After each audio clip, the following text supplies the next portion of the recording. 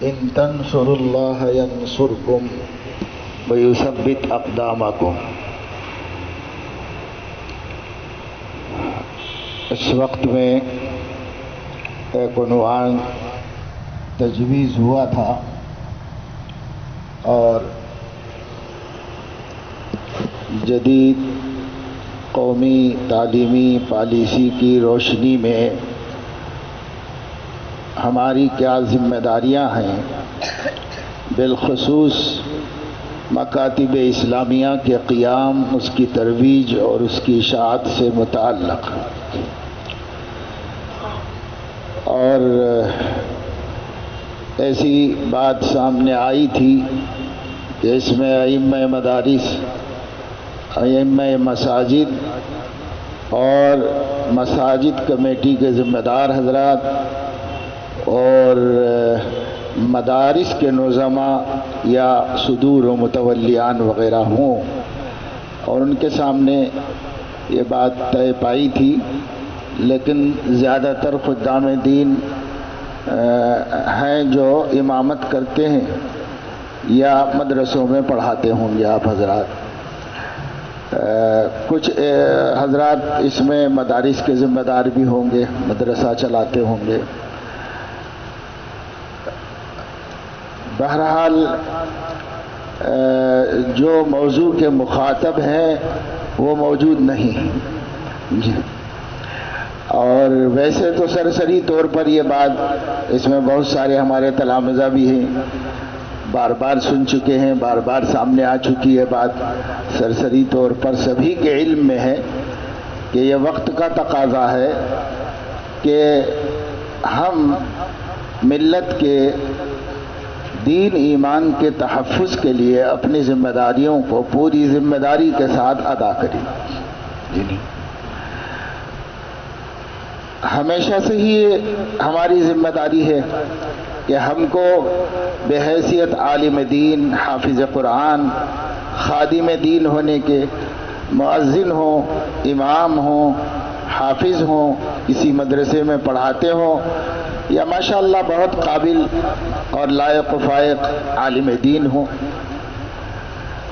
سب کی یہ ذمہ داری ہے کہ اپنے اپنے محاذوں پر اور اپنی اپنی ذمہ داریوں کو پورا کرتے ہوئے عامہ مسلمین کی فکر بھی کرے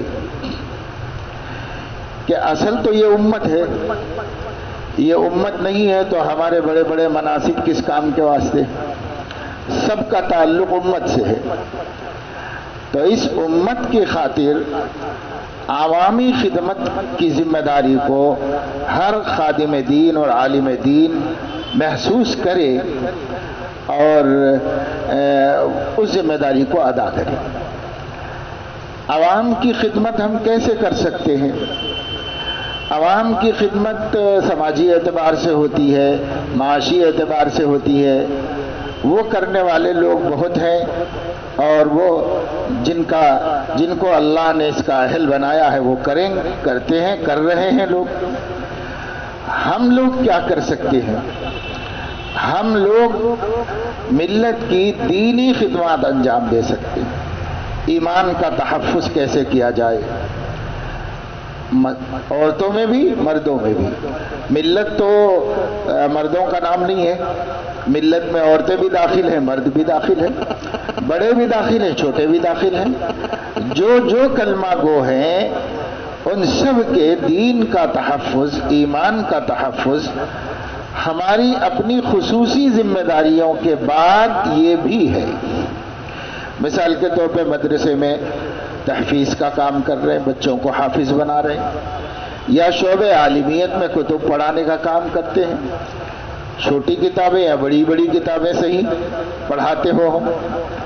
اسی طریقے سے قاضی ہوں، امامت کرتے ہوں، خطابت کرتے ہوں، یہ سب خصوصی کام ہے، یہ بھی کرنا ہے، اور ان محاذوں کو خالی نہیں چھوڑنا ہے، اس پر بھی ہم کو قائم رہنا ہے اور یہ کام بھی کرنے ہیں۔ لیکن ان کاموں کی مصروفیت کی وجہ سے عام مسلمانوں کے دین ایمان سے ہم بے فکر ہو جائیں اور یہ سمجھیں کہ یہ ہماری ذمہ داری میں نہیں ہے، یا ہم اس کے لیے اللہ کے ہاں مسئول نہیں ہیں، یہ غلط فہمی ہے۔ اسی وجہ سے خاص طور سے ہمارے علماء کرام کو، ائمہ اعظام کو، مدرسین کو، معلمین کو، خطیبوں کو، اچھے اچھے مقررین و مصنفین ہوں، یہ سب دین کے محاذ ہیں، ان سب محاذوں پہ ہمیں کام کرنا ہے۔ لیکن یہ سب کس لیے کیا جاتا ہے؟ تاکہ یہ ملت بے ایمان نہ ہو، ملحد نہ ہو، زندیق نہ ہو، گمراہ نہ ہو، فسق و فجور میں مبتلا نہ ہو۔ اسی امت کے لیے کرنا ہے، خطابت بھی امت کے لیے کرنا ہے، امامت بھی امت ہی کی کرنا ہے، پڑھانا کا کام بھی امت ہی کے لیے کرنا ہے۔ تو جس امت کے لیے ہم ان بڑی بڑی ذمہ داریوں کو ادا کر رہے ہیں، اور اس کے باوجود ہمارا ان سے رابطہ نہ ہونے کی وجہ سے وہ امت گمراہ ہو رہی ہو، تو پھر ہمارے ان خصوصی منصبوں کا فائدہ کیا ہے؟ خصوصی منصبوں کا فائدہ کیا ہے اگر امت پھر بھی گمراہ ہو رہی ہو؟ اس لیے تمام علماء کرام کا عوام سے رابطہ بہت ضروری ہے۔ عوام سے رابطے کے بغیر ہم اپنی خاص جگہوں پر اپنا کام کر کے مطمئن ہو جائیں، اور ہمارے مدرسے کے سامنے، ہماری مسجد کے سامنے، ہمارے گھر کے اڑوس پڑوس میں لوگ ملحد ہو رہے ہوں، گمراہ ہو رہے ہوں، مرتد ہو رہے ہوں، اور ہم سمجھیں کہ وہ ہماری ذمہ داری نہیں ہے کہ وہ کیا ہو رہے ہیں، تو یہ بہت ہی نامعقول بات ہوگی، اور یہ سوچ بالکل صحیح نہیں۔ ہمیں اللہ نے عالم بنایا ہی اس لیے ہے کہ ہم نبی کی طرح اپنی امت کے لیے گھلیں کھپیں، اسی کے لیے اللہ نے بنایا ہے۔ جب العلماء ورثۃ الانبیاء کہا گیا کہ علماء انبیاء کے وارث ہیں، تو وراثت میں کیا چیز ہم کو ملی ہے؟ دینار و درہم تو نہیں چھوڑتے نبی امت کا غم چھوڑ کے گئے، وہی ہماری میراث ہے، ہمارے نبی سے ہم کو ملی ہے، ان کی امت کا درد، ان کی امت کا غم۔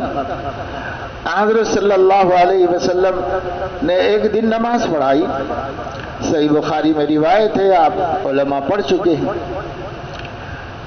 اور سلام پھیرتے ہی بڑی عجلت کے ساتھ اپنے گھر چلے گئے۔ تو ایسا معمول نہیں تھا، اس لیے جو مصلی تھے ان مصلیوں کو بہت فکر ہوئی کہ کیا بات پیش آ گئی، کوئی خاص معاملہ ہوگا یا کوئی حادثہ ہوگا یا کوئی خاص حکم نازل ہوا ہوگا، کیا ہے کچھ نہیں معلوم۔ ایسا نبی اچانک اٹھ کے تو نہیں جاتے تھے، اچانک چلے گئے، سلام پھیرتے ہی سلام پھیرا اور فوراً گھر میں چلے گئے۔ تو کوئی بھی نہیں اٹھا، فکر کی وجہ سے سب بیٹھے رہے مسجد میں۔ پھر حضور علیہ السلام تھوڑی دیر میں واپس مسجد میں آئے، دیکھا سب بیٹھے ہوئے ہیں، تو آپ نے فرمایا غالباً آپ لوگ کسی تشویش کی وجہ سے یہاں پر بیٹھ گئے۔ انہوں نے کہا یا رسول اللہ، خلاف معمول اس جلدی سے آپ کے جانے میں تشویش ہوئی، اور ہم اسی کے منتظر ہیں کہ کیا بات ہے معلوم ہو جائے۔ تو آپ صلی اللہ علیہ وسلم نے فرمایا کوئی تشویش کی بات نہیں، کوئی خاص بات نہیں، مجھے نماز کے دوران یہ یاد آیا کہ میرے گھر میں چاندی کا ایک ڈلا پڑا ہوا ہے جو میں خیرات نہیں کر سکا تھا، تو نماز میں یاد آیا تو میں سلام پھیرتے ہی گیا اور وہ خیرات کر دیا۔ موت کا تو کوئی بھروسہ نہیں، اگر مرنے سے پہلے، مرنے کے بعد بھی وہ باقی رہ جائے اور اللہ اس سے مواخذہ کرے تو میں کیا جواب دوں گا، اس لیے فوری جا کے خیرات کر کے آ گیا۔ تو حضور علیہ السلام کو امت کی ذمہ داریوں کا یہ احساس تھا، اتنا احساس آپ کو تھا۔ اور صحیح بخاری میں ہی ہے کہ حضور علیہ السلام نماز پڑھانے کے لیے جا رہے تھے، جب آپ اپنے گھر سے آئے اور محراب کی طرف جا رہے ہیں، درمیان میں ایک شخص مل گئے اور انہوں نے آپ کو روک لیا اور کچھ بات کی، اقامت ہو چکی تھی، اس کے بعد آپ اس سے بات کر رہے تھے۔ آپ کو یاد ہوگا جب آپ نے پڑھا ہوگا کہ امام بخاری نے عنوان ہی یہ قائم کیا ہے کہ کیا امام اقامت کے بعد بھی کسی سے بات کر سکتا ہے؟ یہ عنوان قائم کیا، بات کیا کی؟ وہ بیچارے نے اپنی حاجت، اپنی پریشانی، اپنی تنگ دستی کا آپ کے سامنے اظہار کیا. آپ نے اس کی پوری وپتا سنی اور اس کو اطمینان دلایا کہ فکر کریں گے، آپ کی مشکل مصیبت کے لیے فکر کریں گے. اطمینان دلا کر نماز پڑھائی. حالانکہ اقامت ہو چکی تھی، پھر بھی اللہ کے بندوں کی ضرورت کے لیے حضور علیہ الصلوۃ والسلام رکے اور رک کر اس اور یہ بھی آپ نے پڑھا ہوگا کہ حضور علیہ السلام نے جو سب سے پہلے عصر کے بعد 2 نفلیں پڑھی تھیں گھر میں جا کر کے، وہ کیوں پڑھی تھی؟ عصر کے بعد تو آپ نے خود منع کیا ہے نفل پڑھنے سے، لیکن آپ پڑھتے تھے. آپ کی خصوصیت تھی، آپ پڑھتے تھے، گھر میں پڑھتے تھے. لیکن پہلی دفعہ جو آپ نے پڑھی تھی اپنے ہی حکم کے خلاف، اپنے معمول کے خلاف، وہ کس بنیاد پہ پڑھی تھی؟ حضور علیہ الصلوۃ والسلام نے جب مال آیا تھا غنیمت کا اور وہ تقسیم کرنا تھا غربا میں، غربا جمع ہو گئے تھے، تو اللہ کے نبی صلی اللہ علیہ وسلم نے خود حضرت عائشہ رضی اللہ تعالیٰ عنہا سے یہ فرمایا کہ یہ کون سی نماز آپ نے پڑھی ہے عصر کے بعد؟ تو فرمایا میں آج ظہر کی نماز پڑھا کے لوگوں میں مال تقسیم کرنے بیٹھ گیا تھا، اتنے میں عصر کا وقت ہو گیا، میں ظہر کی بعد کی سنتیں پڑھ نہیں پایا تھا، تو اب پڑھا ہوں میں اس کو. تو حضور علیہ الصلوۃ والسلام کی 2 سنتیں ظہر کے بعد کی اس مہم میں اور اس فکر میں چھوٹ گئی کہ حضور علیہ الصلوۃ والسلام غربا کو مال تقسیم کر رہے تھے، ان کو دے رہے تھے. اب اللہ کو یہ پسند آ گئی. شارحین حدیث کہتے ہیں محبوب نے ایک عمل کیا، اللہ کو اچھا لگا، اللہ نے ان کے لیے اس کو مشروع کر دیا، تو وہ عصر کے بعد 2 رکعت پڑھا کرتے تھے گھر میں حضور علیہ الصلوۃ والسلام. لیکن امت کے لیے مسئلہ وہی ہے کہ عصر کے بعد نفل نماز نہیں پڑھ سکتے.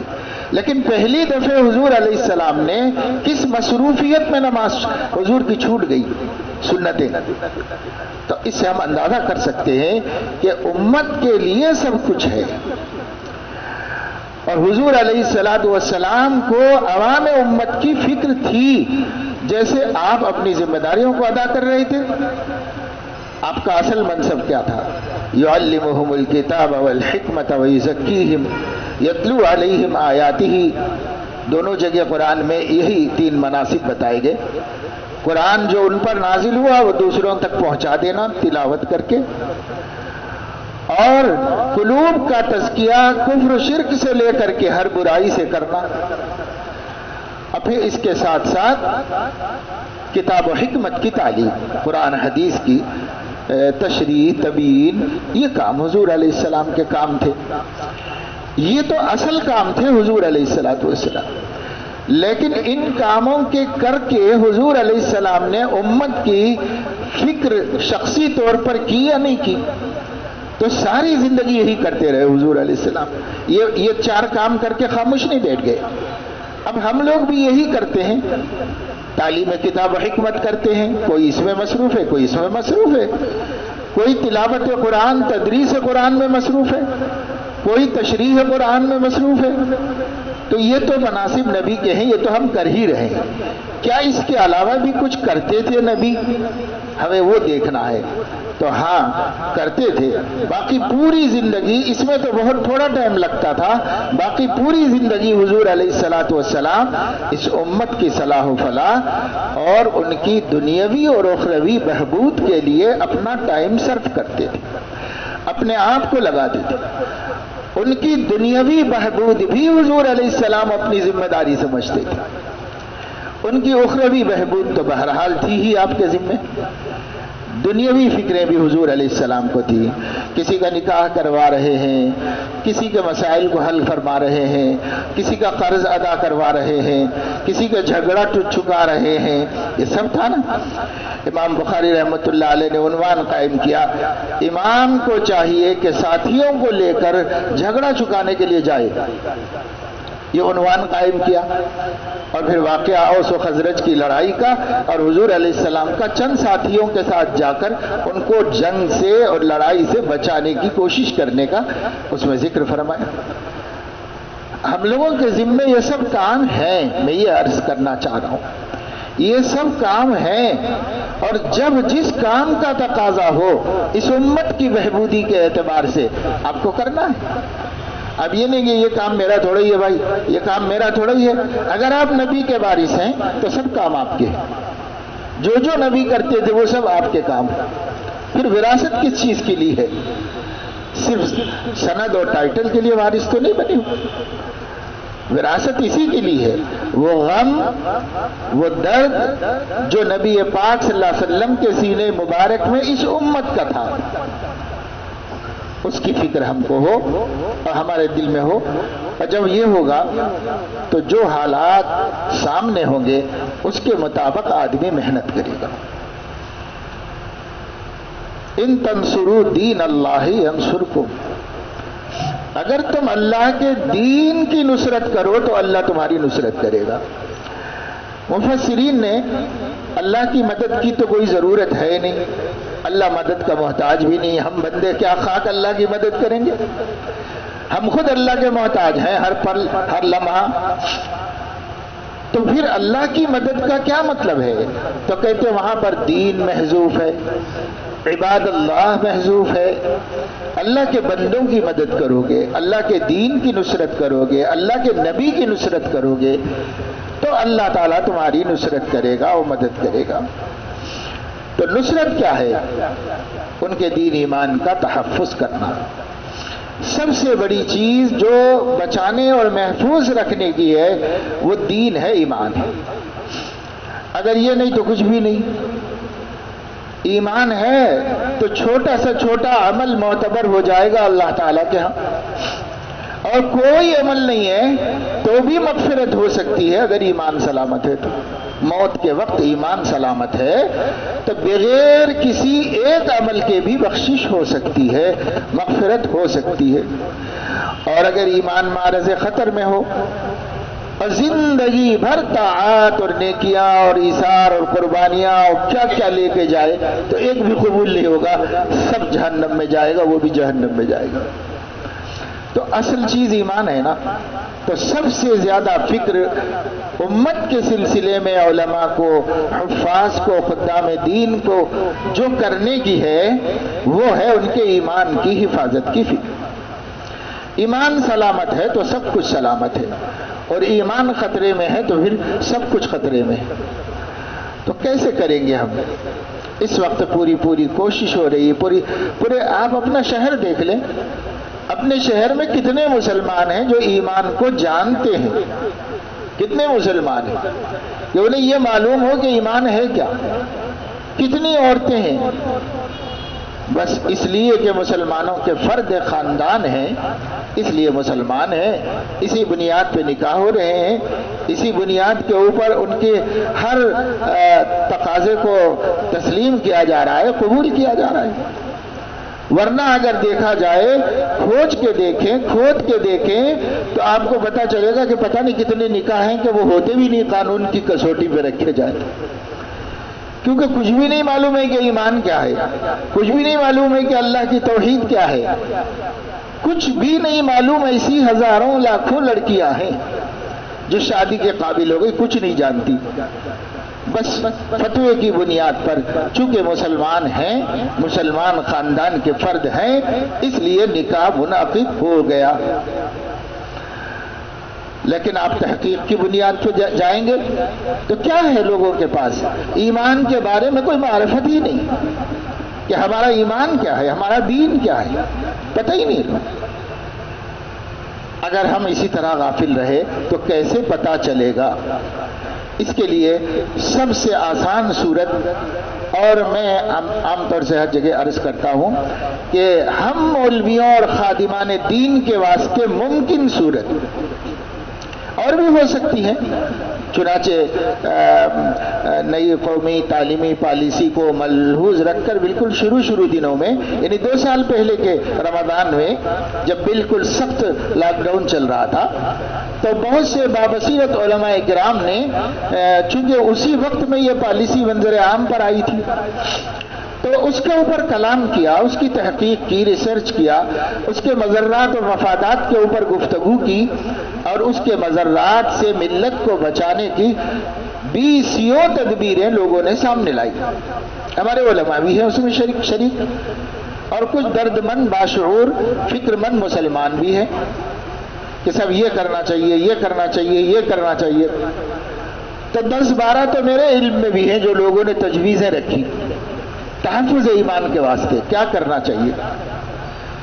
تو ان 10-12 میں سے اگر ہمارا طبقہ کوئی کام آسانی سے کر سکتا ہے تو وہ ہے مکاتب کا قیام۔ اب ہم لوگ باقی کے 11 نہیں کر سکتے، ہمارے پاس اس کے لیے پیسہ چاہیے، اس کے لیے عصری صلاحیتیں چاہیے، اس کے لیے دوسری بہت سی چیزوں کی ضرورت ہے، ہمارے پاس ہے نہیں، ہم کر نہیں سکتے۔ ہم ان سب میں جو ایک تجویز ہے وہی سب سے مؤثر ہے، وہی سب سے آسان ہے، وہی پاسبل ہے، ممکن ہے، اور وہی ہم لوگوں کے بس میں ہے، اور وہ ہے مکاتب، دینی مکاتب کا قیام۔ اب اس کے لیے آپ کوئی سی شکل اختیار کرو۔ میں تو کہتا ہوں کہ جب کوئی ہنگامی صورتحال ہوتی ہے تو شکلوں پر گفتگو کرنے میں ٹائم خراب کرنے کا ٹائم بھی نہیں ہوتا ہے کہ کیا مناسب ہوگا، کون سا نصاب مناسب ہوگا، کون سی تحریک و تنظیم سے جڑنا بہتر ہوگا، کیا کرنا اچھا ہوگا، اس میں ٹائم لگانے کا بھی ٹائم نہیں ہے۔ اب صورتحال یہ ہے، اب تو یہ ہے کہ ہر عالم دین کو اللہ کی دی ہوئی صلاحیت و طاقت سے جس قدر ممکن ہے اتنے بچوں کو پڑھانا شروع کر دے، اور جیسے ممکن ہے ویسے پڑھانا شروع کر دے۔ کچھ دن پہلے تک ایک عنوان چلا تھا کہ منظم مکاتب، تو میں تو اپنے بڑوں کے سامنے بھی اور چھوٹوں کے سامنے بھی بار بار یہ بتا دیا کہ بھائی اب وہ منظم مکاتب کو بھی سائیڈ میں رکھو، مؤثر مکاتب کا قیام شروع کرو۔ اب منظم میں پیسہ ہے، انتظام ہے، خرچہ ہے، ڈیسک ہے، یہ ہے، وہ ہے۔ یا صاحب آنے والے 2023 سے ہی ممکن ہے کہ آپ کے بچے شرک کے منہ میں ڈال دیے جائیں گے۔ اب آپ کو یہ ساری چیزیں سوچتے بیٹھنے اور انتظامات کرتے بیٹھنے کا موقع نہیں ہے، آپ ہنگامی صورتحال میں۔ اس وقت تو اپنی ہر ترجیح کو علیحدہ کر دیں، اسی کی ترجیح ہو جائے کہ ہم مکاتب کی طرف دھیان دے دیں۔ ہم اس بات کو یقینی بنائیں کہ ہم جس محلے میں رہتے ہیں، جس مسجد میں امامت کرتے ہیں، گھر کا محلہ یا مسجد کا محلہ، کسی کو ٹارگٹ کر لو آپ، اپنے محلے کی کوئی گلی اور کسی گلی کا کوئی گھر اور کسی گھر کا کوئی بچہ ایسا نہ ہو جو مکتب میں آ سکتا ہو اور نہ آ رہا۔ اس کو یقینی بنانے کے لیے آپ کو کیا کرنا پڑتا ہے؟ اگر آپ کو 2 وقت کا کھانا چھوڑنا پڑتا ہے تو بھی چھوڑیے، ایک ہی وقت کھائیے۔ سد رمق کے لیے اپنی فکر کر لیجئے، باقی امت کے ایمان کی فکر کر لیجئے۔ یہ بچے کل ہو سکتا ہے ہر گھر سے وسیم رضوی تیار ہو جائے، ہر گھر سے تیار ہو جائے، یہ ہو سکتا ہے، کیونکہ حکومت نے جو منصوبے بنائے ہیں وہ ایسے ہی بنائے ہیں۔ آپ آئے دن دیکھ رہے ہیں، عدالتوں کے فیصلے دیکھ رہے ہیں، سن رہے ہیں، عقلیں حیران ہیں کہ کیا اس کو فیصلہ کہا جاتا ہے؟ عدالت میں انصاف کے بجائے آرڈیننس، احکام جاری ہو رہے ہیں، بس مستند ہے میرا فرمایا ہوا، اس کے لیے کسی قانون کی پاسداری کی ضرورت نہیں۔ میں جو کہہ رہا ہوں وہ فیصلہ ہے، میں جو کہہ رہا ہوں وہ عدل ہے، انصاف ہے۔ یہ صورتحال ہے اس وقت، نیچے سے لے کے اوپر تک، سپریم کورٹ تک، عدالت عظمیٰ تک بھی یہی سب ہو رہا ہے۔ تو یہ تو ایک منصوبہ بنایا گیا، آج کل 2 دن 5 دن میں نہیں بنا، 2014 سے نہیں بنا، یہ منصوبہ بنایا گیا ہے 90 برس کی پوری میعاد کے، 9 دہائیاں جنہوں نے محنت کی ہے، تدبر کے ساتھ، تفکر کے ساتھ، تواضع کے ساتھ۔ کوئی شہرت RSS نے پسند نہیں کی، کوئی سرمایہ دارانہ زندگی انہوں نے پسند نہیں کی، کوئی عہدہ انہوں نے پسند نہیں کیا، حکومت میں شراکت انہوں نے پسند نہیں کی۔ 90 برس تک ان کی ایک ہی ترجیح رہی کہ اس ملک کو رام راجیہ یا ہندو راشٹر کیسے بنایا جا سکتا ہے، ایک ہی ان کی فکر رہی۔ اور اس فکر کی منظر عام پر لانے سے پہلے انہوں نے افراد کار تیار کر دیا۔ اب خود ان کا کہنا ہے کہ کسی عہدے پر ضرورت ہو، ایک آدمی کی ضرورت ہو، 10 لائق افراد ان کے پاس موجود ہیں۔ کسی بھی عہدے کے لیے جج بنانا ہو، ایک سیٹ خالی ہوئی، 100 ججز ان کے پاس ان کی ذہنیت اور ان کی فکر کے حامل تیار بیٹھے ہوئے ہیں، کسی کو بھی بٹھا سکتے ہیں۔ کلکٹر بنانا ہو، کمشنر بنانا ہو، IAS IPS، لاکھوں کی تعداد میں رجال کار ان کے پاس ریڈی ہیں، موجود ہیں، اور انہوں نے ان کو سیٹ کرنا شروع کر دیا۔ شروع نہیں کر دیا، ختم کر دیا۔ اب آپ اس کا مقابلہ کرنے کے لیے بیٹھ کے ابھی تک تو اپنے ہاں مشورے بھی نہیں شروع ہوئے کہ کیا مقابلہ کرنا ہے۔ جس سے پوچھو ہر عالم ہم ملتا ہے اور مل کے یہ کہتا ہے کہ مولانا سارے اکابر خاموش ہیں، ہم لوگ کیا کرنا ہے، ہم لوگ کیا کریں؟ ایک ایک خبر سے جی جل رہا ہے، ایک ایک بات سے دل دکھ رہا ہے۔ ہم کو ہمارا فیوچر کلاتور میں تھا تو 2-3 بڑے سنجیدہ فکر مند نوجوان علماء نے مجھ سے یہی بات کہی ہے اکیلے میں ملاقات کر کے کہ مولانا کرنا کیا ہے ہم لوگوں کو، ہم کو کچھ نہیں سمجھ میں آ رہا، ہر چیز سے مایوسی ہو رہی ہے، ہر چیز سے تکلیف ہو رہی ہے، تو ہمیں کرنا کیا چاہیے؟ تو کیوں کہ سب ہمارے بڑے کیا کر رہے ہیں، ہمارے بڑوں کی ان حالات میں رہنمائی کیا ہے؟ ایک ہی رہنمائی سب کی زبان پہ ہے کہ مکاتب کا قیام کرو اور ایک نسل کو مرتد ہونے سے بچاؤ۔ میں نے بعض بڑے ذمہ دار حضرات سے بات کی شمالی ہندوستان میں کہ صاحب پہلے حکومتوں سے ملاقاتیں کی جاتی تھی، ہماری تشویشوں کو سامنے رکھا جاتا تھا، ایک جمہوریہ ہے، ایک قانون ہے جو سارے شہریوں کے لیے یکساں ہے، ہم اس کے حوالے سے بات کرتے تھے۔ اب کیوں نہیں کرتے نئی قومی تعلیمی پالیسی کے سلسلے میں؟ دارالعلوم دیوبند کے مہمان خانے میں میں نے ایک بڑی ذمہ دار شخصیت سے سوال کیا تو انہوں نے جواب یہ دیا، کوئی فائدہ نہیں ہے،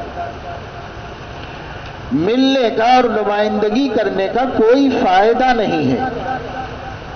تو بھئی جب ان حضرات نے یہ طے کر لیا کہ ملنا بیکار ہے، وہ اپنے ہی رستے پہ چلنے والے ہیں، ان کو ہم ان کے رستے سے ہٹا نہیں سکتے، ہم سیدھے رستے پہ لا نہیں سکتے۔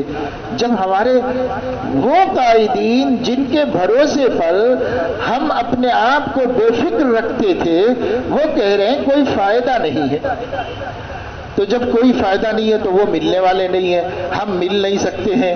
اب حکومت اپنا کام کرتی جا رہی ہے، وہ اپنے ڈگر سے ہٹنے کو تیار نہیں ہے، وہ اپنی فکر چھوڑنے کو تیار نہیں ہے، وہ ہندوستان کو جمہوریہ ماننے کو تیار نہیں ہے، وہ ہندوستان کی تمام اقوام کو ایک نظر سے دیکھنے کے لیے تیار نہیں ہے۔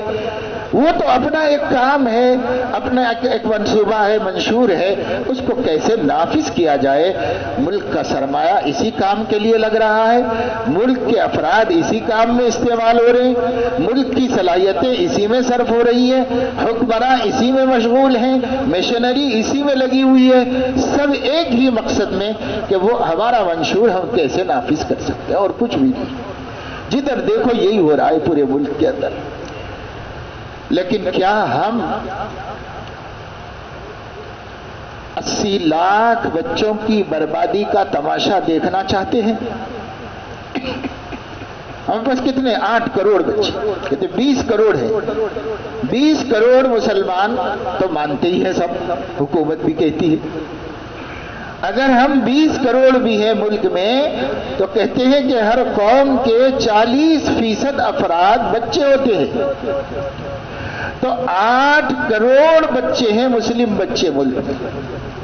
8 کروڑ مسلم بچوں پر یہ ننگی تلوار لٹکی ہے، لٹکائی گئی ہے کہ جب نئی قومی تعلیمی پالیسی نافذ ہوگی، جب بھی ہوگی، ابھی تک نہیں ہوئی ہے لیکن کرنے کے عزم میں پختہ ہیں وہ لوگ، جب بھی نافذ ہوگی تب یہ ہمارے 8 کروڑ بھی اسکولوں ہی میں ہوں گے۔ جب اسکولوں میں ہمارے بچے پڑھ رہے ہوں گے اور اسکولوں کا نظام مشرکانہ بنا دیا گیا ہوگا تو اس مشرکانہ ماحول میں، مشرکانہ رنگ میں، مشرکانہ آوازوں میں، مشرکانہ نقشوں میں اور مشرکانہ تعلیم میں پلنے والے بچے کیا توحید پہ قائم رہ سکتے ہیں؟ یہ ہے مسئلہ۔ اس مسئلے کا یہ حل کہ ہم حکومت سے کہیں کہ مسلم بچوں کو مستثنا کر دیجئے، ممکن نہیں۔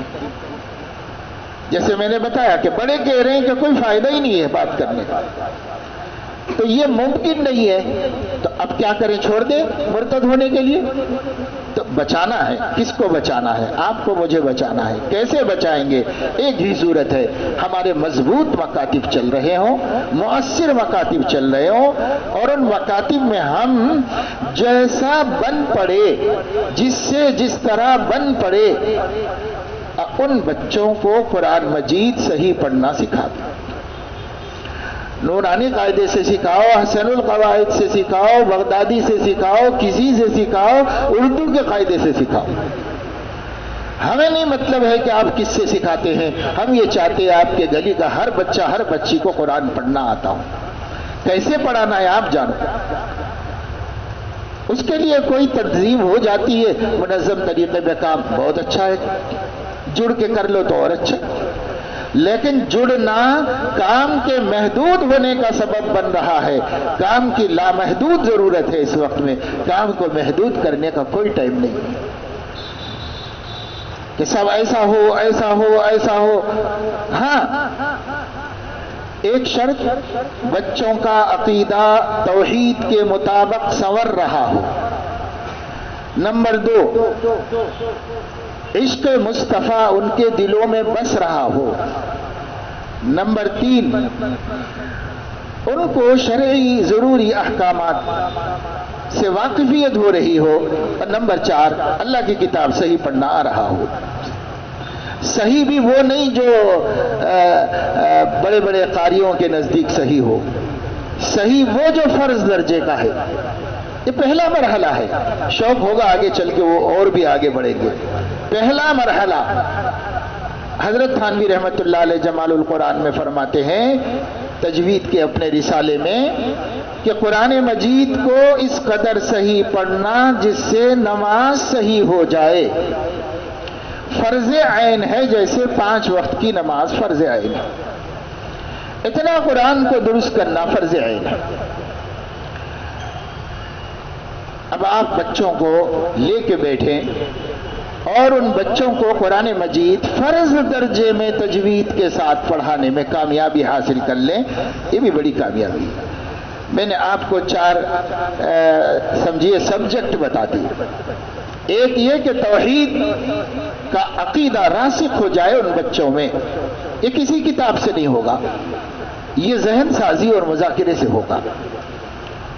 آپ ایک دن ہفتے کا اس کام کے لیے مختص کر لیں کہ اس دن سبق نہیں ہوگا، اس دن ہم اپنے سب بچوں کو اطراف لے کے بیٹھیں گے جیسے آپ بیٹھے ہوئے ہیں، اور ان بچوں کو لے کے بیٹھ کے بچوں کی زبان میں، بچوں کی فہم کے مطابق قصص القرآن، قصص الانبیاء سنائیں۔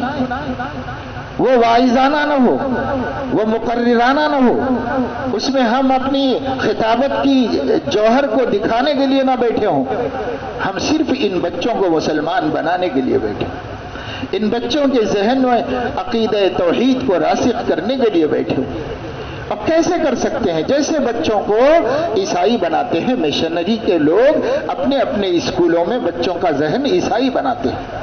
وہ کیسے بناتے؟ ایک کتاب نہیں پڑھائی ان لوگوں نے عیسائی مذہب کی اپنے اسکولوں میں، مسلم بچوں کو، ہندو بچوں کو، کسی کو نہیں پڑھائی، لیکن سب کے ذہن عیسائی بنائے اس طور پر کہ انہوں نے ماحول ایسا دے دیا۔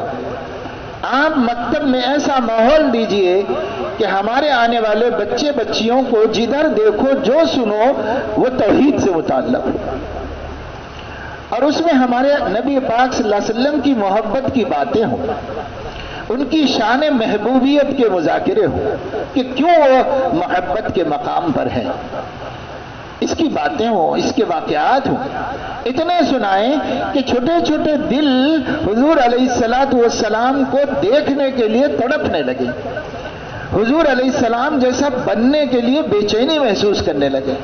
وہ اپنی ماں سے پوچھیں، اپنے باپ سے پوچھیں کہ ابو مجھے میرے نبی کہاں ملیں گے، میں ان کو کیسے دیکھوں، اور میں ان کو دیکھنا چاہتا ہوں، میں ان کو ملنا چاہتی ہوں۔ ایک ایک بچے کے دل میں اتنا عشق پیدا کرتی، یہ نہیں پیدا کریں گے تو وہ جو لا رہے ہیں نظام قومی تعلیمی پالیسی کے نام سے، اس نظام میں وہ محبت پیدا کرنے والے ہیں اپنے معبودان باطلہ کی۔ نقشے بنوائے جائیں گے کتابوں میں مورتیوں کے، اصنام کے، جن کو ہم دیکھنا بھی توحید کے لیے مضر سمجھتے ہیں، جس کا سننا بھی توحید کے لیے مضر سمجھتے ہیں۔ آپ کے بچے قلم کاغذ لے کر کے ڈرائنگ کریں گے اور بنیں گے، یہ گنیش کی مورتی ہے، یہ ہنومان کی شکل ہے، یہ ہے، بنانا پڑے گا اس لیے کہ وہ سبجیکٹ وہ سلیبس میں لائی وہ رہیں گے اور اس کو پورے ملک میں نافذ کر رہے ہیں۔ ہر اسٹیٹ لینگویج کو شامل کر سکتا ہے، باقی اس کے رنگ وہ نہیں بدل سکتا، اس کے نظام کو نہیں بدل سکتا، کوئی ریاست نہیں بدل سکتی۔ ہر ریاست ریاستی زبان کو شامل کر سکتی ہے، اور وہ صرف ہندوانہ ثقافت کے نام سے اس میں شامل کر رہے ہیں۔ اردو زبان میں بھی قومی تعلیمی پالیسی 2023-2020-21 کے نام سے قومی تعلیمی پالیسی اردو زبان میں بھی ترجمہ ہو چکی ہے، کوئی بھی پڑھ لو، آپ علماء سب پڑھ لو۔ میں نے گزشتہ مہینے کے جنوری کے اشرف الجرائد میں اس کے وہ اقتباسات جس کا تعلق ہم مسلمانوں کو نقصان پہنچنے سے ہے، اتنے اس میں سے الگ منتخب کر کے اس کے اندر دارالعلوم دیوبند میں رابطہ مدارس اسلامیہ کی میٹنگ تھی، اور اس میٹنگ میں مجھے وہ پیش کرنا تھا، حکم ملا تھا حضرت محتمیم صاحب دامت برکاتہم سے، تو میں نے اس کا پورا مطالعہ کر کے اس کو آپ کے لیے آسان ہو گیا۔ آپ پورے مطالعہ سے مت کریے، سب کی کوئی ضرورت بھی نہیں ہے ہم کو، بہت سی اچھی چیزیں ہیں اس تعلیمی پالیسی میں، ایسا نہیں کہ سب خراب ہے، بہت سی اچھی چیزیں ہیں۔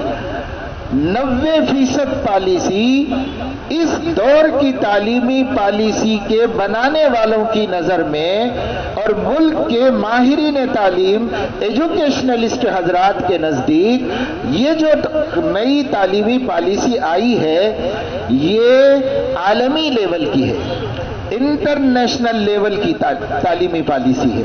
اس میں جو سفارشات ہیں ان سفارشات سے کہا جا رہا ہے کہ ملک میں تعلیم آسان ہو جائے گی اور ملک کے ہر شہری کو پڑھنا ممکن ہو جائے گا، تو سب کی زبان پہ اس کی تعریف ہے۔ آپ کسی ایجوکیشنلسٹ سے بات کریں گے وہ بولیں گے آپ لوگوں کو کیا ہے، آپ لوگ تو ہر چیز کی مخالفت کرتے ہیں، اس میں یہ اچھا ہے، یہ اچھا ہے، اتنا اچھا ہے، اتنا اچھا ہے۔ وہ لوگ نہیں ماننے کو تیار کہ کوئی خرابی ہے اس میں۔ صرف مسئلہ ہے اس ملک میں اس پالیسی سے تو آپ کو ہے اور کسی کو نہیں ہے۔ سب لوگ اچھی پڑھائی چاہتے ہیں، اچھی پڑھائی کے لیے اپنا کلچر اپنا دین سب بیچنا پڑے تو بیچنے کو تیار ہے، لیکن ہم ایک قوم ایسی ہے جو صرف اچھی پڑھائی ہی نہیں چاہتے بلکہ اس کے ساتھ ساتھ اپنے دین ایمان کا تحفظ بھی چاہتے ہیں۔ اور ہمارے بھی تعلیم یافتہ طبقہ ایک بہت بڑا پڑھا لکھا طبقہ وہ ہے جن کے آرٹیکل مضامین بیانات یہ آ رہے ہیں کہ بھائی یہ علماء کو ہر چیز کی مخالفت ہی سوچتی ہے، ان کی فکر مت کرو، جو بھی حکومت کر رہی ہے وہ اچھا کر رہی ہے، بھلا کر رہی ہے۔ ہماری قوم کے بھی ایسے لوگ ہیں جن کے ذہن پہلے بدلے جا چکے ہیں، جن کی فکریں اب اسلامی نہیں رہی، اس لیے ان کو توحید کے متاثر ہونے کا کوئی غم نہیں ہے۔ وہ کہتے ہیں اس میں کیا حرج ہے، حکومت کہہ رہی کلچرلی بھارتی بن جاؤ، اور کوئی مطالبہ نہیں ہے آپ سے، کلچرلی بھارتی بن جاؤ، ثقافت میں بھارتی بن جاؤ، اور باقی اپنا عقیدہ تو تمہارے دل میں رکھ لو، دکھنا نہیں۔ اب یہی تو ہے نا جو پردے پر مسئلہ اٹھایا گیا۔ ایسا تھوڑی ہے کہ انجانے میں کچھ بچوں نے جا کے ایسی شرارت کر دی ہو، یہ تو پورا منصوبہ ہے، عدالت میں پہنچانا بھی منصوبہ ہے، عدالت سے فیصلہ ناقابل یقین فیصلہ کرا کے پوری دنیا کے سامنے اس فیصلے کو لانا بھی عجوبے سے کم نہیں ہے، مگر منصوبے کے تحت۔ 3 سوال تھے، جج نے 3 کے جو جواب دیے ایک بھی معقول جواب نہیں ہے کسی اعتبار سے، صرف ضد اور ہٹ دھرمی کا جواب ہے۔ کوئی بھی عام آدمی بھی سن کے کہے گا صاحب یہ تو بالکل ہٹ دھرمی کا جواب ہے۔ اور کسی چیز کا مذہب کا حصہ ہونا نہ ہونا اس مذہب کے اسکالرز بتائیں گے یا دوسرے مذہب کا جج بتائے گا۔ مگر صاحب آپ کہہ رہے ہیں کہ پردے کا حجاب کا اسلام سے کوئی خاص تعلق نہیں، ضروری تعلق نہیں۔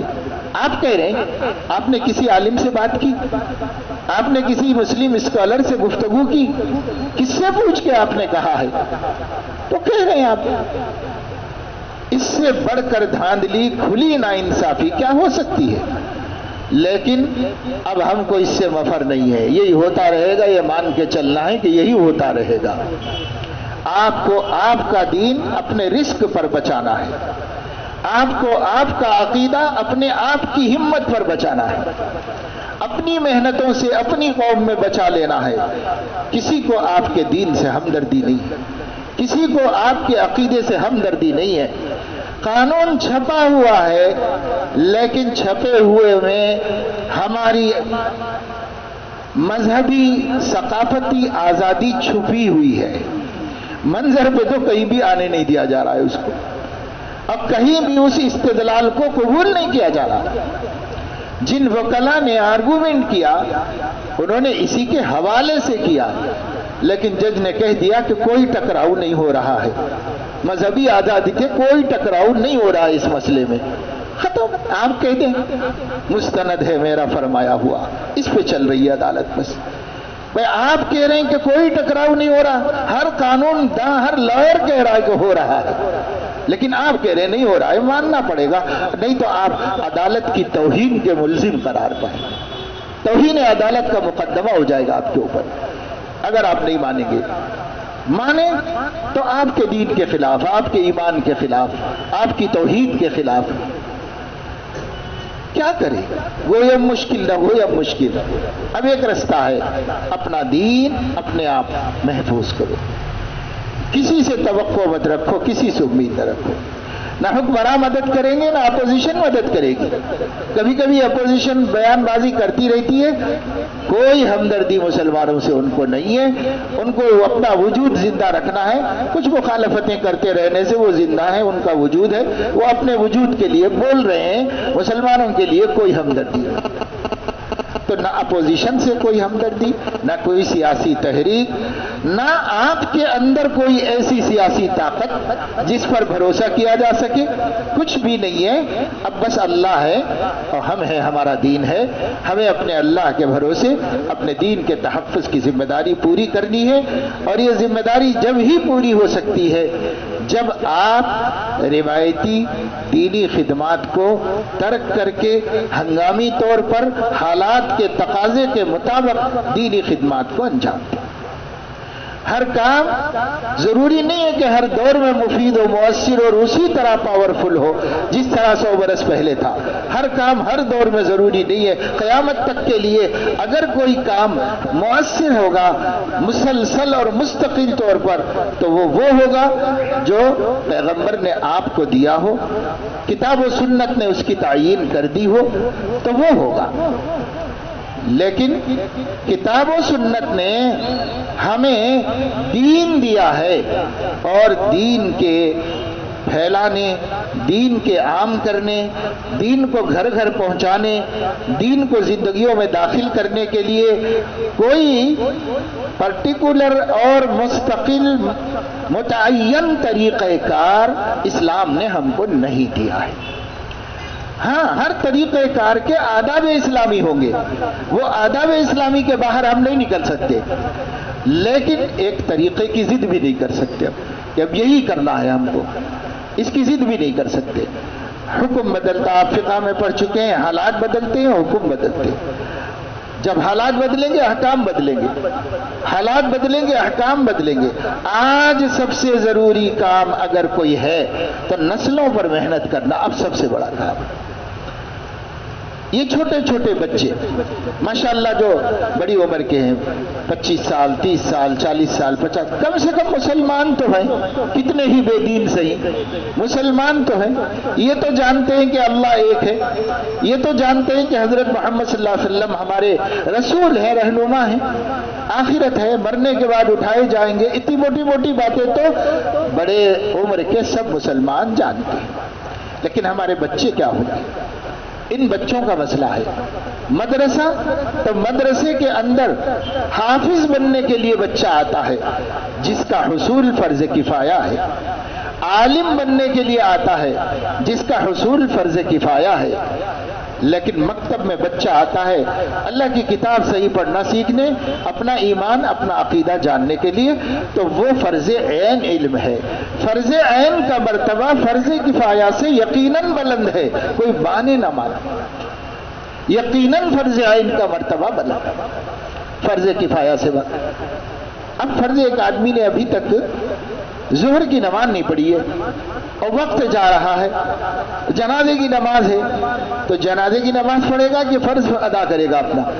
وہ فرض عین پہلے ہے، فرض کفایہ کا نمبر اس کے بعد میں، فرض عین مقدم ہے۔ اتنا علم ہر مومن بچے اور بچی کو مل جائے، یہ فرض عین ہے۔ یہ فرض عین کے لیے ہم لوگوں کو توجہ دینی پڑے گی۔ آج ایک ایسی آزمائش کی گھڑی میں ہم ہیں کہ مدرسے کے کام کو مختصر کرنا پڑے تو مختصر کرنے میں کوئی حرج نہیں ہے، مگر مکتب کے کام کو محدود نہیں کیا جا سکتا۔ مکتب کا کام بڑھاتے جاؤ بڑھاتے جاؤ بڑھاتے جاؤ، تا آ کے یقین ہو جائے میرے شہر کا کوئی مسلم بچہ ایسا نہیں ہے، کوئی مسلم بچی ایسی نہیں ہے جس کو عقیدہ توحید، عقیدہ آخرت، عقیدہ رسالت نہ معلوم ہو گیا ہو، اور جس کو قرآن پڑھنا نہ آ گیا ہو، جس کو پاکی ناپاکی کی ضروری باتیں معلوم نہ ہو گئی ہو۔ 1 سال اس نصاب کے لیے بہت کافی ہے۔ 1 سال میں اتنا علم ہر بچے کو دیا جا سکتا ہے۔ اب جب ہم مکاتب کی بات کرتے ہیں تو مکاتب کے بھی نصاب 5-5 سال کے بنے ہوئے، یہ سب 5 سال تک آپ یہ بچے کو پڑھائیں اور 5 سال تک وہ بچہ آتا بھی رہے آپ کے مکتب میں، تب جا کے یہ نصاب کمپلیٹ ہوگا۔ ارے بھائی اتنا وقت بچہ دینے کے لیے تیار نہیں ہے، اتنا وقت آپ کے پاس نہیں ہے۔ آپ اس گلی کے مکتب میں 1 سال میں اس گلی کے بچوں سے فارغ ہو گئے تو دوسری گلی میں جائیے، وہاں 1 سال میں ان لوگوں پر محنت کیجیے۔ آپ کو فرصت نہیں، بچوں کو فرصت نہیں، اس لیے ہم کو ایک مؤثر طریقہ کار اختیار کرنا ہوگا۔ اللہ نے ہمارے علماء کو بڑی اچھی اچھی صلاحیتیں دی ہیں، ماشاءاللہ کوئی کام اپنے ہاتھ میں لیتے ہیں، اپنے دل پہ لیتے ہیں تو اچھا سے اچھا کر کے دکھا دیتے ہیں۔ اس لیے ہم کہہ رہے ہیں کہ اللہ کی دی ہوئی صلاحیت سے آپ مؤثر مکاتب کا جال پھیلاؤ جتنا آپ سے ہو سکے۔ اب رہ گیا مسئلہ یہ کہ صاحب اتنے معلم کہاں سے ملیں گے ہم کو؟ اب جتنے آپ بیٹھے ہیں تو آپ کہیں گے ہم لوگ تو کر ہی رہے ہیں الحمدللہ، تو ابھی اور کیسے کریں گے؟ تو معلم چاہیے، تو معلم کہاں سے ملے گا؟ معلم کا مسئلہ ہے، تو اس کا بھی آسان طریقہ یہ ہے کہ آپ ایک مکتب اپنی مسجد میں یا اپنے گھر پر محلے کے بالغ حضرات کے لیے قائم کیجیے، اور بالغ حضرات کو پڑھائیے۔ 1 سال میں انشاءاللہ بقدر ضرورت علم دین ان کو آ جائے گا، اور انہی سب کو معلمین بناتے چلے جائیے۔ شرط رکھ دیجئے، میں آپ پر محنت اس لیے کر رہا ہوں کہ آپ ہماری ایک مطالبے کو، فرمائش کو پورا کریں گے، وہ یہ کہ قوم کے بچوں کو پڑھانے کے لیے آپ مکتب میں 1 گھنٹہ دیں گے، بس 1 گھنٹہ مکتب کو دینے کی شرط پر بالغین کو پڑھائیے۔ اگر وہ کچھ دے دیتے ہیں، آپ کی خدمت کر دیتے ہیں، لے لیجئے اشراف نفس کے بغیر، اور اگر وہ نہیں دیتے تو بھی پڑھ سکتے ہیں تو پڑھا دیجئے ان کو، بس اب اللہ سے لے لیں گے بھائی۔ اب وقت نہیں ہے کہ ہم اپنی دنیا کی راحت کو، آرام کو، اسٹیٹس کو، حیثیت کو سوچیں، اب کوئی حیثیت نہیں، ہم کو 2 جوڑے کپڑے میں سال گزار لینا ہے، گزار لیں گے، پر اپنی قوم کے اوپر محنت کریں گے، ان کو، مسلمانوں کو ملحد ہونے سے بچائیں گے، ایک نسل کو برباد ہونے سے بچائیں گے، اس کے لیے ہم اٹھائیں۔ اللہ اتنی تکلیف میں ہمیں نہیں رکھا ہوا ہے اور انشاءاللہ رکھے گا بھی۔ ہمارے اساتذہ نے جو تکلیفیں اٹھائی ہیں، ہم اس کا 10% بھی نہیں اٹھا رہے۔ اللہ نے ہم کو خوشحالی دی ہے، آرام دیا ہے، راحت دی ہے۔ کتنے ہمارے استاد بڑی مشکل سے تو ان کو سائیکل میسر ہوئی۔ اب کون پیش امام صاحب ہیں جن کے پاس موٹر سائیکل نہیں ہے؟ ہر پیش امام کے پاس موٹر سائیکل ہے۔ اللہ نے ہمیں کتنی ان کے مقابلے میں راحت دی ہے، ان کے مقابلے میں ہم کتنا اچھا پہنتے ہیں، ان کے مقابلے میں ہم کتنا اچھا کھاتے ہیں۔ اللہ تعالیٰ کا فضل ہے، ہمارے کمزور ایمان ہے، اللہ نے ہمیں بڑی آزمائش میں نہیں ڈالا۔ میں جو یہ بات کہتا ہوں نا آپ لوگوں کے سامنے، تو وہ صرف اس لیے کہتا ہوں کہ یہ مان کے چلو کہ ایسا بھی ہوگا تو ہم گزرنے کو تیار ہیں۔ یہ مان کے چلنے والے کو پریشانی نہیں آتی، اور جو پہلے سے مانا ہوا نہیں ہے اور اپنا ایک اسٹیٹس بنایا ہوا ہے کہ صاحب میری شخصی زندگی بھی دنیاوی اعتبار سے اس معیار کی ہونی چاہیے، ہوئی تو میرے لیے یہ اچھا ہے، اسی میں میری خوشی ہے۔ اگر ہم ایک تجویز رکھے ہوئے ہیں، اگر وہ تجویز پوری نہیں ہوگی تو پھر ہم کو سکون نہیں ملے گا، ہم ہمیشہ ٹینشن میں رہیں گے۔ اس لیے میں کہتا ہوں اللہ دے گا تو بہت، تجویز مت کرو کہ مجھے ایسا جینا ہے، اس کی تجویز مت کرو، اللہ کے سپرد کر دو، مانگنے میں کمی مت کرو، دعا مانگو، اللہ سے طلب کرو، سب کرو، لیکن تجویز مت کرو کہ مجھے ایسی ہی زندگی چاہیے، اس کی تجویز مت کرو۔ بس یہ کہ مجھے ایسا بندہ بننا ہے کہ اللہ کے نبی خوش ہو جائیں کہ ہم نے ان کی امت کو تباہی و بربادی سے بچایا۔ آپ یقین مانیے جو ثواب ان لوگوں کو اللہ عطا فرمائے گا جو صحابہ زندہ درگور ہونے والی بچیوں کو بچا کر جان بخشی کرتے تھے، جو ثواب اس پر ملے گا وہ ثواب آج آپ کو مکتب چلانے پر ملے گا، اس لیے کہ آپ کے مکتب کی برکت سے یہ بچی اور یہ بچہ الحاد کا شکار ہونے سے بچ گیا، مکتب کی برکت سے بچ رہے بچے۔ اب مکتب ہی کا نام کیوں لیا تھا اقبال نے؟ یہ فیضان نظر تھا یا کہ مکتب کی کرامت تھی؟ تو بھائی یا تو کوئی اللہ والے کی کرامت ظاہر ہو جانی چاہیے، آپ لوگوں کی کوئی کرامت ظاہر ہو جانی چاہیے، یا پھر مکتب کی کرامت ظاہر ہونی چاہیے۔ تو اب ہم لوگ ایسے تو ہے ہی نہیں کہ ہماری کوئی تصرفات، توجہات حالات کو تبدیل کر دے، ہمارے تو اللہ نماز روزہ قبول کر لے بڑی بات ہے۔ تو اب رہ گیا مکتب، اب مکتب کا فیضان دکھائیے، مکتب کا فیضان بتائیے دنیا کو کہ مکتب میں کتنی طاقت ہے۔ جو فتنہ آج سے 200 سال پہلے مسلمانوں کی ارتداد کے لیے برپا کیا گیا تھا تو مدارس کے نظام نے اس فتنے کا مقابلہ کیا اور لوگوں کو ارتداد سے محفوظ کر لیا۔ اب جو فتنہ بھارتیہ کلچر کے نام پر ملت اسلامیہ کے سر تھوپا جانے والا ہے، اس کا مقابلہ مکاتب کے نظام کے ذریعے سے ہو سکتا ہے، یہ ہر صاحب نظر کے ماننا ہے، یہ صاحب علم کا ماننا ہے، صاحب نظر کا ماننا ہے۔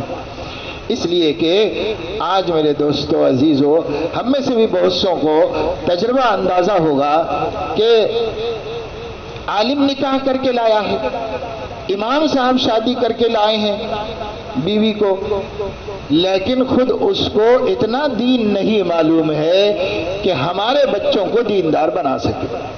اسے خود نہیں معلوم. کتنی عورتیں ہم دینداروں نے، علماء خدام دین کے گھر کی نماز کی تک پابند ہیں. کتنے لوگوں کی بیویاں ہیں جو حجاب بھی نہیں کرنا چاہتی.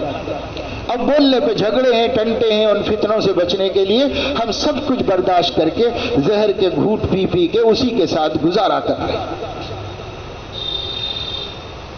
تو عوام الناس کی مائیں ان بچوں کو کیسے ایماندار بنائیں گی؟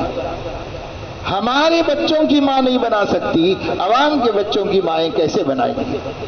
لا محالہ ہم کو ہی فکر کرنی ہے، ہم کو ہی محنت کرنی ہے، ہم کو مان کے چلنا ہے.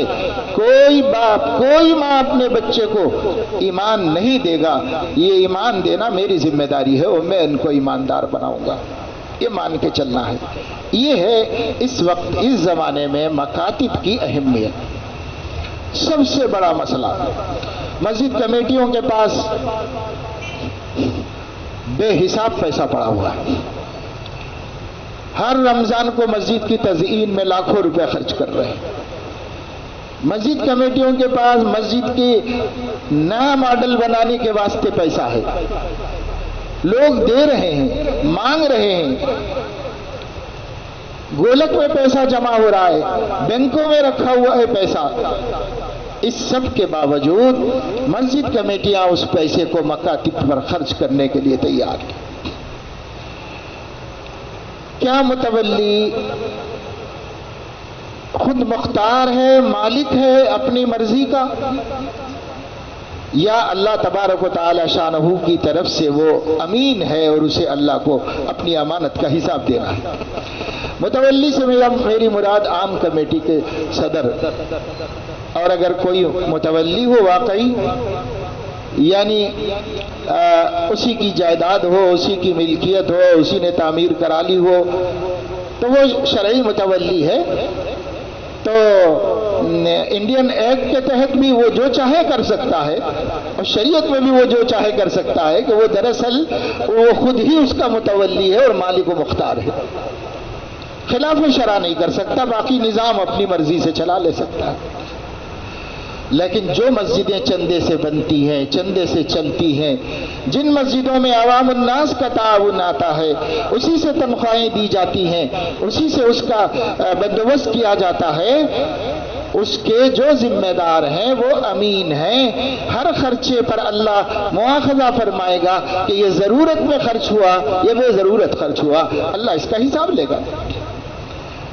تو اس وقت مکتب سے بڑی ضرورت کیا ہے کہ مسجدوں کے تحت مسجد کی کمیٹیاں محلے میں اتنے مکتب بنا دیں کہ محلے کے سب بچے اس میں پڑھیں. اور اس کے لیے جیسے چندہ کر رہے ہیں اور چندہ کر سکتے ہیں، اور جب ان کے کارنامے سامنے آئیں گے اور لوگ دیں گے. ایک مسجد میں مکاتب کا یہیں ناندیڑ میں پروگرام ہوا تھا، تو ایک بہت بڑی مسجد تھی، وہ ساری کی ساری بھری ہوئی تھی، بچوں ہی سے بھری ہوئی تھی سب کے سب. اب معلوم ہوا کہ بڑے پیمانے پر مکتب کا کام چلتا ہے. تو اگر یہ مؤثر طریقے پر چل رہا ہے تو بہت اچھی بات ہے، قابل قدر ہے، قابل تعریف ہے، اور قابل تقلید ہے کہ اور مسجدوں میں بھی اس طرح کا نظام شروع ہو جائے. محلہ سارا نمائندگی کرتا ہو، ہر بچہ نمائندہ ہو اس مکتب، مسجد کے مکتب کے اندر. ایسا نظام بنائے. اس کے لیے کمیٹیوں کو چاہیے کہ اماموں کی ہمت بڑھائے، ان کو کام کرنے کے لیے کہیں اور سرپرستی کریں، مواقع دیں، نرمی برتیں، تاکہ وہ لوگ یہ کام امت کا زیادہ سے زیادہ کر سکیں. اس کے لیے ان کی ہمت افزائی کی جائے. سب مل کے کریں گے تو کام ہوگا. اسی طرح نظماء مدارس کی بھی ذمہ داری ہے کہ وہ مکاتب کو قائم کرے. دارالعلوم دیوبند ایک عرصے سے کہہ رہا ہے کہ ہر مدرسہ اپنی آمدنی کا 10% محلے کے مکتبوں پر خرچ کرے. کم سے کم 20 سال سے یہ بات سامنے آ رہی ہے.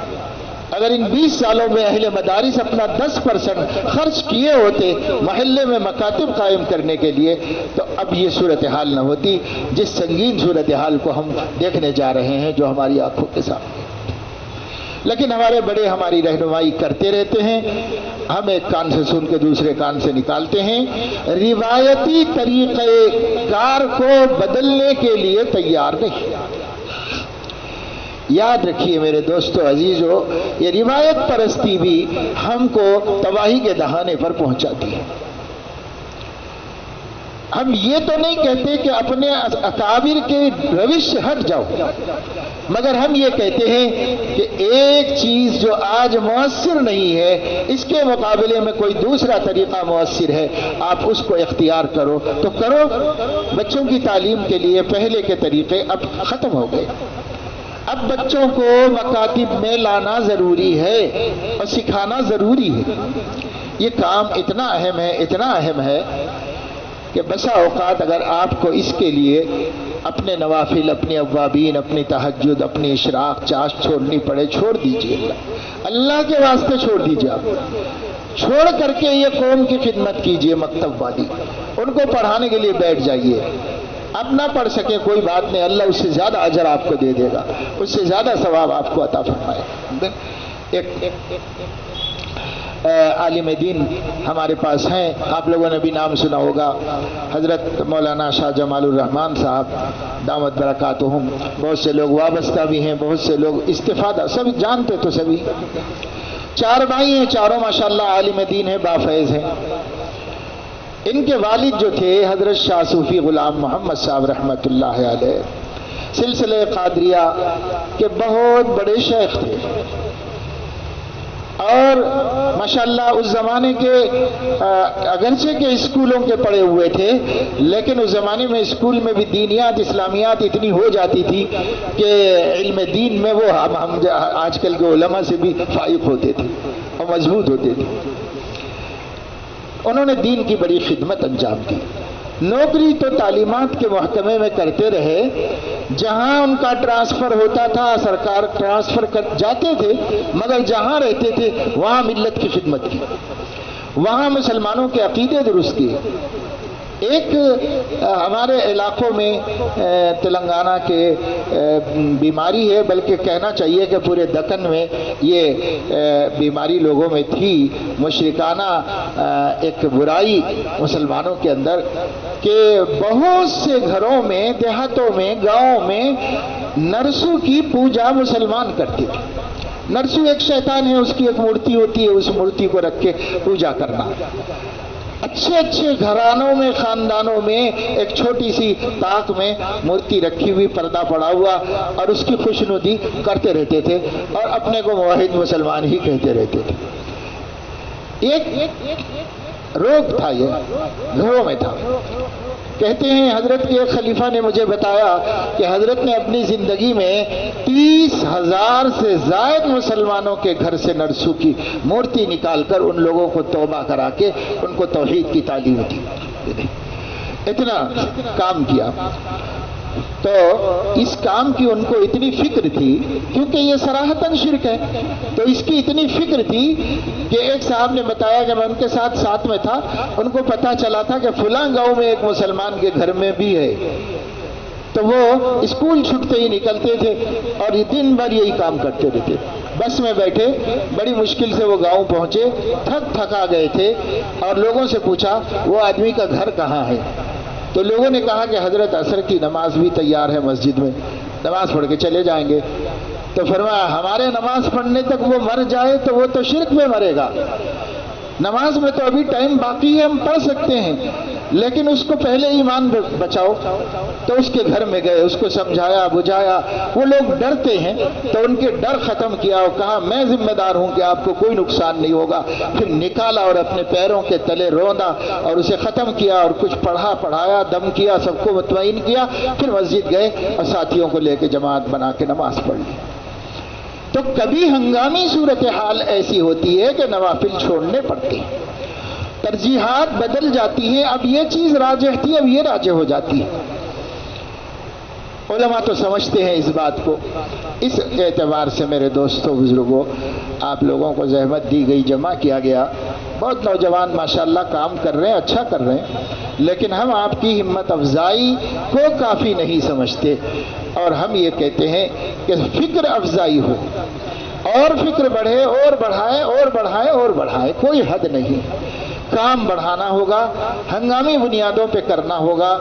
ہم نے پڑھا تھا کہ فوج میں یہ قانون ہے کہ اگر فوج کسی مہم پر جا رہی ہے، راستے میں کوئی فوجی اپنے امیر کی نافرمانی کرے تو اس کو اسی وقت میں شوٹ کر دیا جانا چاہیے، اس لیے کہ موقع نہیں ہے کہ اس کے اوپر مقدمہ چلایا جائے، بات کی جائے، اس کے ضرر سے بچو، اس کو ختم کرو، آگے بڑھو۔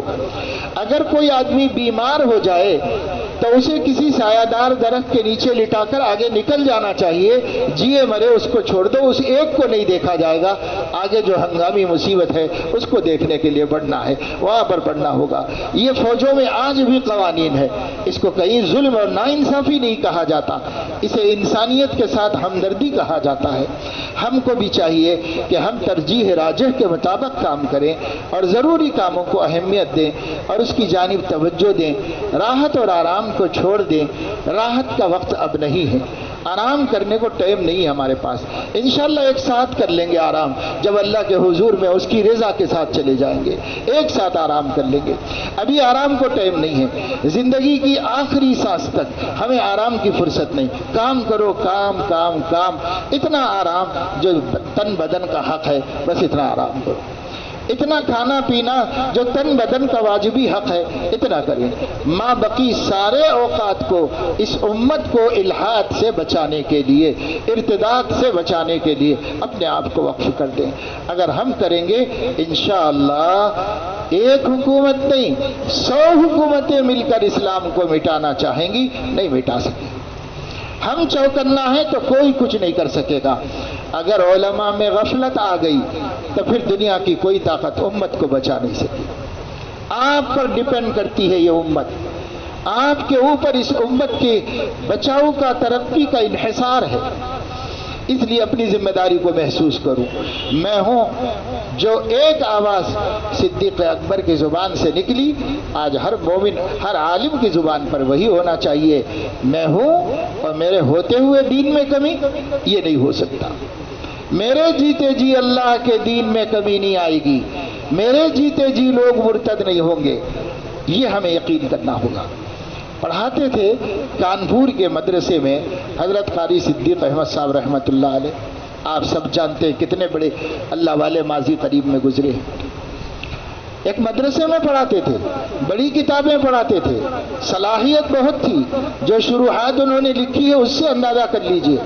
انہوں نے دورے تک کتابیں پڑھائی ہیں باندھا میں، اب کیسے پڑھائی ہیں سب جانتے ہیں۔ ابھی سفر سے آئے، کھانا بھی نہیں کھایا، کلاس میں آ کے بیٹھے سبق پڑھا دیا، دوسری کتاب، تیسری کتاب، اور پھر چلے گئے سفر میں، پھر سفر سے آئے، پھر پڑھانے بیٹھ گئے۔ اللہ پاک نے کتنی ان کو صلاحیت، استحضار اور علم کی فوقیت عطا فرمائی۔ دارالعلوم دیوبند کے شیخ الحدیث بن سکتے تھے حضرت، لیکن حضرت کو کانپور میں یہ خبر پہنچی کہ ہتھوڑا کا ایک شخص مرتد ہو گیا ہے، ایک مسلمان مرتد ہو گیا ہے، یہ خبر پہنچی، اسی دن استعفیٰ لکھ کے دے دیا کہ مجھے میرے گاؤں میں اگر کوئی ایمان سے محروم ہوتا ہے تو میں اتنے بڑے مدرسے میں پڑھانے کے لیے کیا حق رکھتا ہوں اور کیا جواب دوں گا اللہ رسول کو، لہذا استعفیٰ پیش کر دیا۔ اسی دن نکل کے چلے گئے اور اس گاؤں میں جا کر مدرسے کی بنا رکھی، اور صرف وہ مدرسہ نہیں چلاتے تھے، مدرسہ تو ایک مرکز سینٹر کے طور پر انہوں نے بنا دیا تھا۔ کوئی گاؤں اطراف و اکناف کا ایسا نہیں ہے جس کے لیے چاہے سڑک ہو یا نہ ہو، کھیتوں کی پگڈنڈیوں میں سے جانا پڑتا ہو، مینڈوں پہ سے چل کے جانا پڑتا ہو، تو بھی ہر گاؤں پہنچتے تھے، اور ایک مسلمان ہے تو اس مسلمان کو سمجھاتے تھے، دین سکھاتے تھے، ایمان سکھاتے تھے، وہیں اس کو سبق پڑھا کے آ جاتے تھے، کلمہ درست کر دیا، نماز سکھا دی اور اس کے بعد واپس آ گئے۔ ساری جوانی ڈھلی ہے گاؤں گاؤں کی مٹر گشت کرنے میں، گاؤں گاؤں گاؤں گاؤں جا کر کے لوگوں کو ایمان سکھا کے آنا، ایمان کی اہمیت بتانا ایک ایک گاؤں میں، اور ادھر مدرسہ بھی قائم کیا تاکہ جو جو پڑھنے کے لیے تیار ہو گئے ان کو لاؤ اور علم دین سے آراستہ کرو، جو لاؤ اور علم دین سے آراستہ کرو۔ مولانا احمد عبید الرحمان صاحب نے وہاں پڑھا ہے، تو وہ ایک مرتبہ بتا رہے تھے کہ ایک طالب علم حیدرآباد کے ایک کسی غریب گاؤنٹی طالب علم سے ان کا جھگڑا ہو گیا. اس غریب نے ان پہ زیادتی کی اور سراسر اسی کی غلطی تھی، اسی کی زیادتی تھی. یہ مقدمہ حضرت کے پاس پہنچا، حضرت قاری صدیق احمد صاحب رحمۃ اللہ علیہ کے پاس. تو حضرت قاری صدیق احمد صاحب رحمۃ اللہ علیہ نے اس حیدرآباد کے امیر گھرانے کے اچھے طالب علم کو اس کو بلا کر فرمایا کہ دیکھو بھائی، یہ مدرسہ میں نے آپ لوگوں کے لیے نہیں قائم کیا ہے، یہ مدرسہ میں نے میرے اطراف و اکناف کے دیہاتیوں کے لیے، گاؤں والوں کے لیے، ہل جوتنے والوں کے بچوں کے لیے قائم کیا ہے. میں ان کے ایمان کی حفاظت کے لیے یہ مدرسہ چلا رہا ہوں. آپ لوگوں کو یہاں میں داخلہ دے دیتا ہوں، ان کے ساتھ رہ سکیں، پڑھ سکیں تو پڑھیے، نہیں تو بڑے بڑے مدارس بہت ہیں، کہیں بھی جا کے پڑھ لیجیے. یہ فکر تھی دیہاتیوں کی، کھیت ہل جوتنے والوں کی، مزدوروں کے بچوں کی کہ صاحب میرے نزدیک یہ بچے میں ان کے لیے مدرسہ چلا رہا ہوں، میں ان کے لیے اتنی قربانیاں دے رہا ہوں کہ ان کا دین بچ جائے، ان کا ایمان بچ جائے، اس کے لیے میں یہ کر رہا ہوں. تو حضرت قاری صاحب گئے اور اس پورے علاقے پر چھا گئے. اس وقت میں پرانے لوگ جانتے ہیں کہ راستہ بھی نہیں تھا، بیچ میں ندی تھی، ندی میں اتر کے پانی میں سے ہی جانا پڑتا تھا. بعد میں برج بنا اور بعد میں رستے بنے، بعد میں ٹرینیں چلی اس طرف سے، بعد میں سہولتیں اب جا کے ہوئی، لیکن 50 برس تک کوئی سہولت نہیں تھی. حضرت نے خود ایک دفعہ فرمایا حضرت محی السنہ رحمۃ اللہ علیہ سے کہ میرا جی یہ چاہتا ہے کہ میں آپ کو اپنے مدرسے میں دعوت دوں.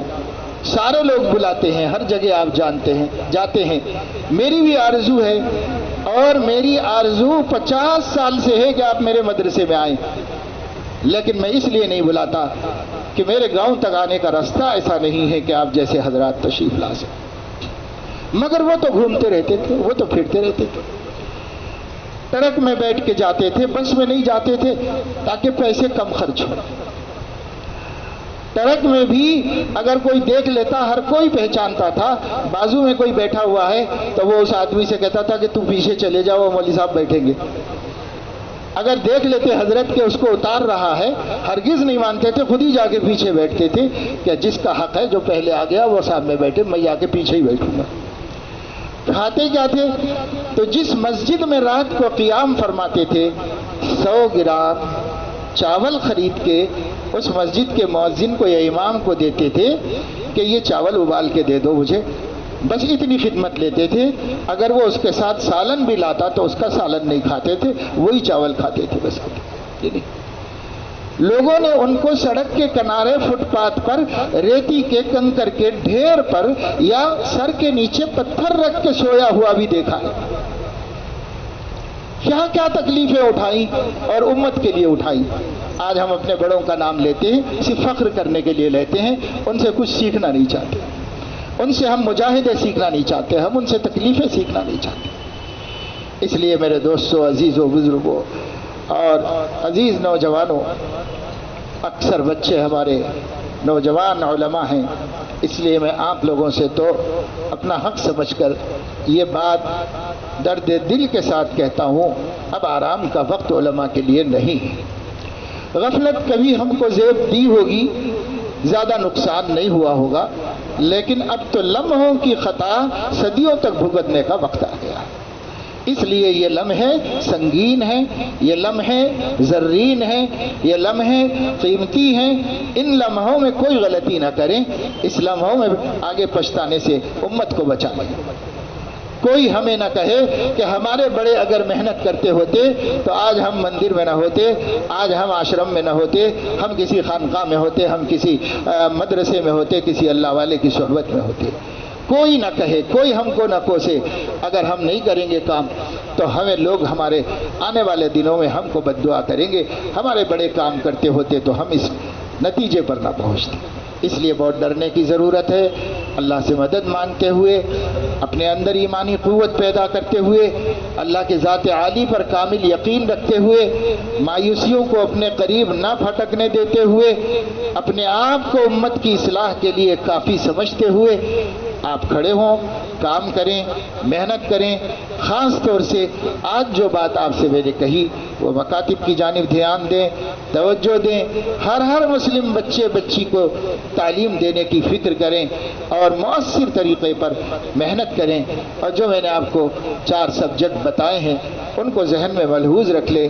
اس کے مطابق کوئی کتاب مل جائے ٹھیک ہے، نہ مل جائے کوئی حرج نہیں ہے، پڑھائیں۔ میرا تجربہ یہ ہے کہ اجتماعی تعلیم انفرادی کتابی تعلیم سے زیادہ مؤثر ہے، اس لیے اجتماعی تعلیم میں زیادہ بچے پڑھ لیں گے۔ 20-25 بچے آ جائیں 1 گھنٹے میں، آپ کیسے ان کو سبق دے سکتے ہیں، کیسے ان سب کو پڑھا کے فارغ کر سکتے ہیں؟